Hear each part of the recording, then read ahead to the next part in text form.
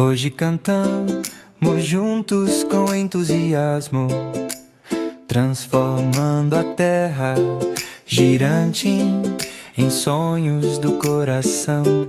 Folhas e pedras tão coloridas e claras criam uma magia maravilhosa, encantadora. Com olhos brilhantes, caminhamos pelo parque, encontrando tesouros que brilham intensamente. Flores, pequenas pedras, finas folhas verdes. Organizamos sonhos em que acreditamos com alegria. Em nossa prancha, tudo começa a tomar forma. Uma imagem de quem podemos ser aparece da terra para nossas mãos, livres e leves. A natureza se torna a chave que traz esperanças. Folhas em círculos suaves e brilhantes, padrões colocados cuidadosamente com as mãos.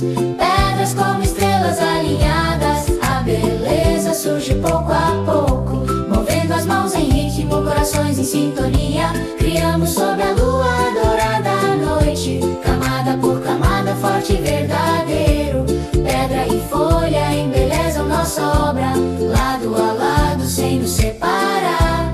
A natureza canta dentro da nossa arte. As flores do parque dançam na luz. A noite é quente, calma e clara. Damos um passo atrás, orgulhosos e felizes, Rindo e aplaudindo passo a passo. as flores dançam sob a luz brilhante, cores quentes, vivas e adoráveis. Grandes ou pequenas florescem e brilham, nossas almas permanecem juntas. Folhas em círculos suaves e brilhantes, padrões colocados cuidadosamente com as mãos. Pedras como estrelas alinhadas, a beleza surge pouco a pouco, movendo as mãos em ritmo, corações em sintonia. Criamos sob a lua dourada à noite, camada por camada, forte e verdadeiro. Pedra e folha embelezam nossa obra, lado a lado sem nos separar. A natureza canta dentro da nossa arte. Ergam suas obras com esperança no olhar.